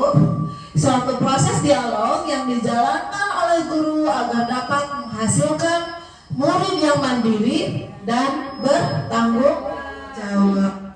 Segitiga restitusi ini ada tiga tahap. Ya, ini biasanya sering kita tanyakan, ya, nilai-nilai apa yang telah kamu sepakati, atau kamu ingin menjadi orang seperti apa. Kamu bukan satu-satunya yang pernah melakukan hal ini. Setiap orang pasti pernah melakukan kesalahan, atau kamu tentu punya alasan mengapa melakukan hal itu. Lalu ada lagi, adakah cara yang lebih efektif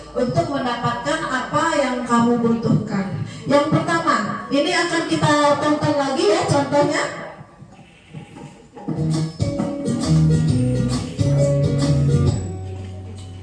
Salam dan bahagia Ibu dan Bapak guru hebat.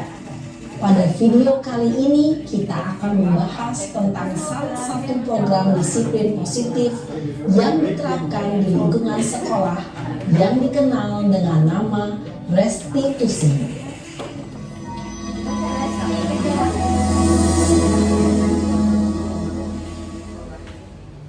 Restitusi dikembangkan oleh pakar pendidikan Diane Gosson, berlandaskan pada teori kontrol Dr. William Blaser. Segitiga restitusi adalah suatu proses dialog yang dijalankan oleh guru atau orang tua agar dapat menghasilkan murid yang mandiri dan bertanggung jawab.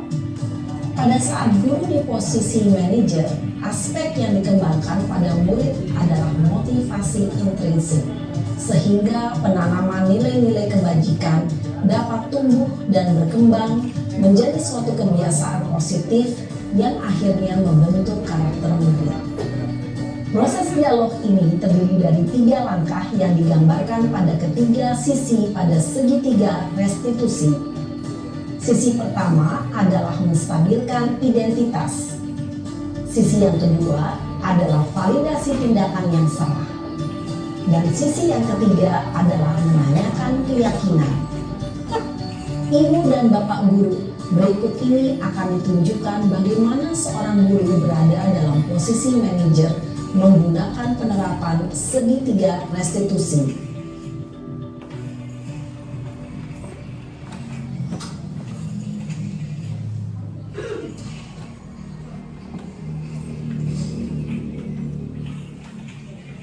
Siang Sarah. Siang Pak. Sudah lama nggak ketemu Sarah. Kenapa hari ini ada di sini? Kesel Pak, kesel banget. Masa aku dikatain tukang fitnah Pak? Ya aku marah lah. Aku udah dikatain Eka di depan kelas. Kesel banget. Aku dikatain tukang fitnah Pak? Ya aku marah lah. Aku udah dikatain Eka di depan kelas. Kesel banget. Oh begitu. Ya pasti kamu marah dan kesal. Bapak juga akan marah apabila ada yang menuduh Bapak seperti itu. Kemudian pada saat itu kamu mau melakukan apa? Ya saya langsung ngatain Eka lah Pak. Kesel banget. Saya bentak-bentak dia di depan teman-teman lain. Oh begitu. Pasti kamu melakukan seperti itu karena suatu alasan tertentu bukan? Iyalah, masa saya diam saja Pak? Ya saya bela diri lah. Masa saya dituduh tukang fitnah? Ya wajar lah. Mempertahankan harga diri itu sesuatu yang penting buat kamu. Untung kamu tidak bertindak lebih gegabah lagi. Hanya membentak-bentak. Iya Pak. Untung saya masih bersabar dan hanya membentak saja. Sudah gemes padahal. Saya pasti bela diri lah. Ya pasti ya. Tapi kamu memilih untuk tetap bertahan dan bersabar. Kamu memilih untuk tidak berbuat lebih parah lagi bukan? Iya. Nah, sekarang coba kita lihat lagi tindakan kamu yang bentak-bentak Eka di kelas. Tindakan kamu itu kira-kira sesuai dengan keyakinan kelas atau prinsip kamu tidak? Enggak lah Pak. Capek Pak jadi pemarah. Jadi keyakinan atau prinsip mana yang kurang sesuai dengan keinginan kamu? Ya, saya sebenarnya sangat menghargai orang lain. Mungkin saat itu saya menjadi emosi, jadi tidak menunjukkan sikap itu. Kamu meyakini tidak? Menghargai orang lain itu penting buat kamu. Yakinlah Pak. Iya, setuju. Kita harus saling menghargai. Namun, ada juga keyakinan yang kita sepakati yang perlu kita jalankan apabila kita sedang marah, bukan? Ya saya bisa lebih proaktif, mulai dengan diri sendiri. Saya bisa jadi lebih bersabar, mengambil waktu jeda untuk berpikir mau apa selanjutnya. Kira-kira kamu bersedia memperbaiki masalah ini tidak? Bersedia Pak. Kalau kamu memperbaiki masalah ini, kamu akan menjadi orang seperti apa? Saya akan menjadi orang yang bertanggung jawab kali ya Pak. Dan senantiasa proaktif. Iya, menurut kamu bagaimana rasanya menjadi orang seperti itu? Ya nyaman lah, bangga bisa bersabar dan menahan diri. Baiklah kalau begitu. Yuk kita pikirkan bagaimana memperbaiki masalah ini.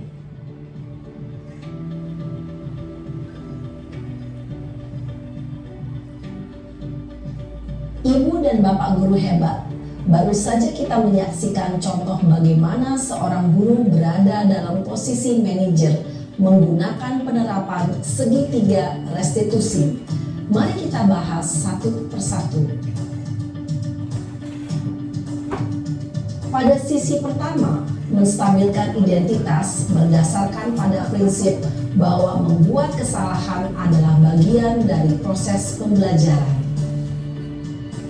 Sisi pertama dari segitiga ini berperan menggeser identitas murid dari identitas gagal ke identitas sukses. Murid yang sedang bertingkah laku yang tidak pantas atau menarik diri saat itu sedang mengalami identitas gagal. Bila kita mengkritiknya, maka posisinya tidak akan berubah. Kita bisa mengajukan pernyataan-pernyataan ini. 1. Membuat kesalahan sesuatu yang wajar. 2. Manusia tidak ada yang sempurna. 3. Kita bisa memperbaiki masalah ini. 4. Saya tidak menanyakan kesalahannya. Saya lebih fokus bagaimana memperbaiki masalah ini. 5. Apakah saat ini kamu tengah menjadi orang yang baik untuk dirimu sendiri? Pada sisi kedua, validasi tindakan yang salah berlandaskan pada prinsip bahwa setiap perilaku berupaya memenuhi suatu kebutuhan tertentu. Guru yang telah memahami teori kontrol akan bergeser dari pemikiran stimulus respon menjadi proaktif dan mencoba untuk mengenali tujuan dari perilaku murid. Mengenali dan mengakui kebutuhan murid ini dapat memperbaiki hubungan dengan murid tersebut. Pernyataan atau pertanyaan bisa disampaikan dengan nada suara tidak menghakimi atau memojokkan, sehingga dapat mengembalikan murid pada posisi positif. 1. Kamu bisa saja bertindak lebih gegabah lagi dari ini. 2. Kamu bukan melakukannya tanpa suatu alasan tertentu. 3. Kamu melakukannya karena mempertahankan sesuatu yang penting bagimu. 4. Mungkin kamu bisa mempelajari suatu perilaku baru yang lebih efektif. Bersediakah kamu mempelajarinya? Selanjutnya, kita akan simak sisi terakhir, yaitu menanyakan keyakinan. Teori kontrol menyatakan bahwa pada dasarnya kita termotivasi secara intrinsik. Pada saat perilaku yang salah telah divalidasi dan identitas sukses telah stabil, maka murid telah siap mengaitkan keyakinan-keyakinannya dengan tindakannya yang salah dan pemikirannya telah bergeser ingin menjadi orang yang dituju. Pertanyaan-pertanyaan ini dapat mengaitkan keyakinan-keyakinan yang dianut murid. 1. Sebagai keluarga atau kelas, apa yang kita yakini? 2. Nilai-nilai apa yang telah kita sepakati? 3. Seperti apa gambaran sebuah kelas yang ideal bagi kamu? 4. Kamu ingin menjadi orang seperti apa?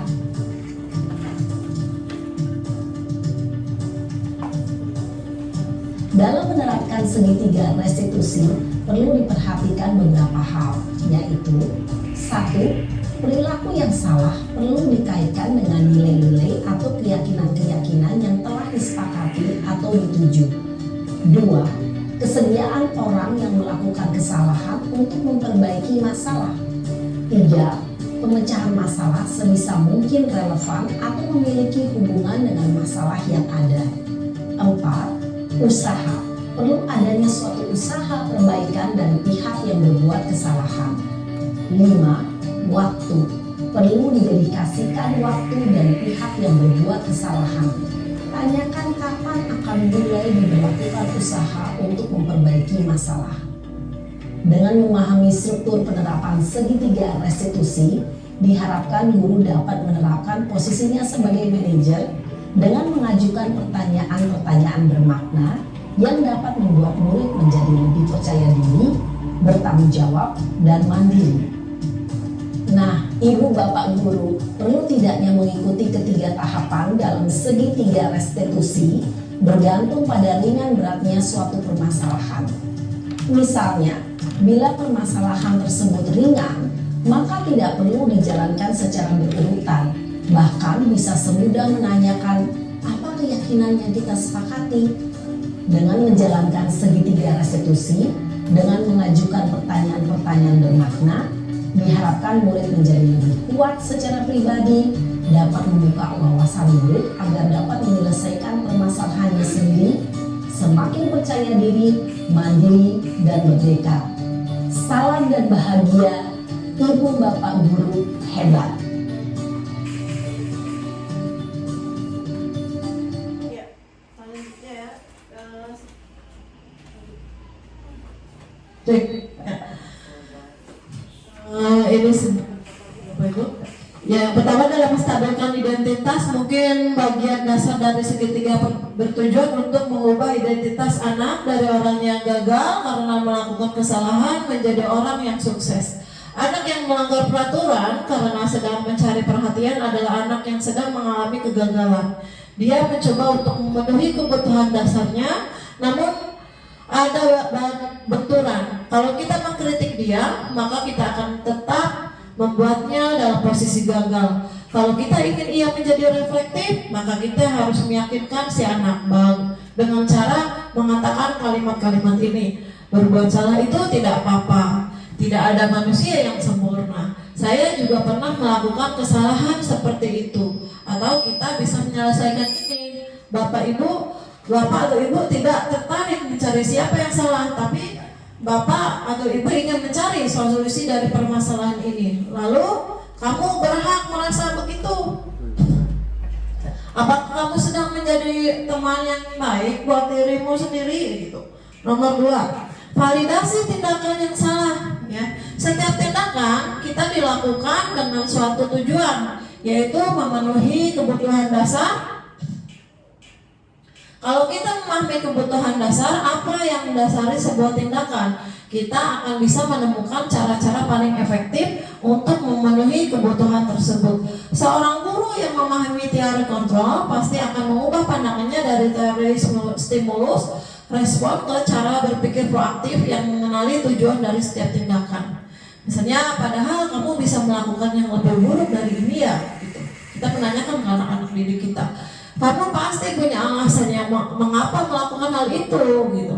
Ada lagi, kamu patut bangga pada dirimu sendiri karena kamu telah melindungi sesuatu yang penting buatmu. Ada lagi mungkin dengan cara kamu boleh mempertahankan sikap itu, tapi kamu harus menambahkan sikap yang baru. Restitusi tidak menyarankan guru berbicara ke murid bahwa melanggar aturan adalah sikap yang baik. Tapi dalam restitusi, guru harus memahami alasannya dan paham bahwa setiap orang pasti akan melakukan yang terbaik di waktu tertentu.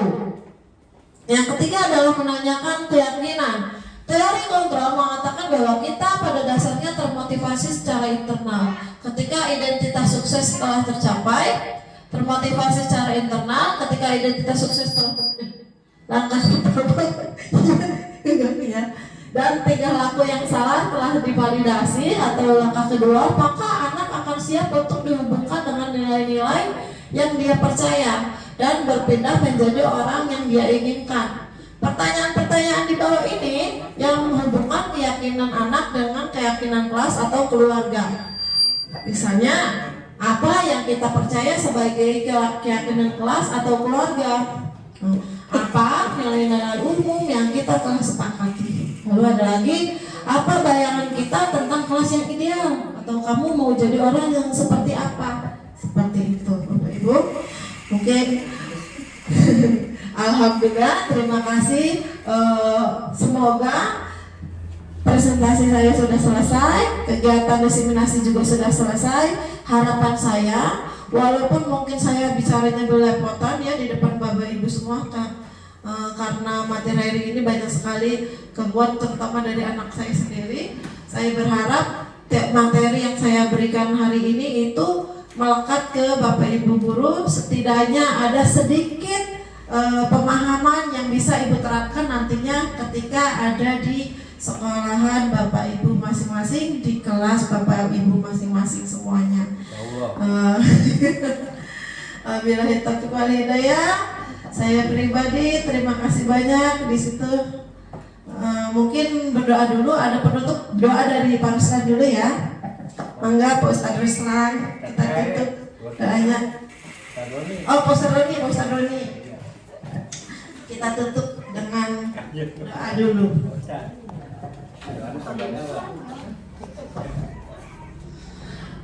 Dan terima kasih, mudah-mudahan apa yang disampaikan oleh Pak Materi kita mendapat ilmu yang bermanfaat. Sebelum ditutup, mari kita sama-sama mengangkatkan kedua tangannya, kita berdoa kepada Allah Subhanahu wa taala.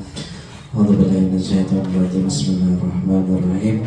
Allahumma shalli wa sallim ala sayyidina wa habibina wa syafi'ina wa karimina wa dhikrina wa maulana Muhammad wa sallim wa radiyallahu ta'ala an sadatina sahabi Rasulillahi ajma'in. Bismillahirrahmanirrahim. Alhamdulillahi rabbil alamin. Hamdan syakirin hamdan yu'afi ni'amahu wa yukafi majidah. Ya Rabbana lakal hamdu wa lakal syukru kama yanbaghi li jalali wajhikal karimi wa 'azimi sultanik. Allahumma sholli ala sayyidina Muhammad wa ala ali sayyidina Muhammad. Allahumma tawwir umurana wa sholli asadana wa nawwir qulubana wa sabbit imanana wa asin a'malana wa wasi' arzaqana wa ilal khairi qaribna wa 'an syarri ba'idna wa qdi hawaijana fid dini wad dunya wal akhirah innaka ala kulli syai'in qadir. Rabbana atina fid dunya hasanah wa fil akhirati hasanah wa qina adzabannar. Wa sallallahu ala sayyidina Muhammadin wa ala alihi wa sahbihi wasallam. Subhana rabbika rabbil izzati amma yasifun. Wassalamun alal mursalin walhamdulillahi rabbil alamin.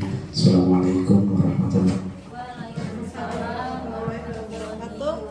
Ya, terima kasih untuk semuanya. Billahi taufiq wal hidayah. Assalamualaikum warahmatullahi wabarakatuh.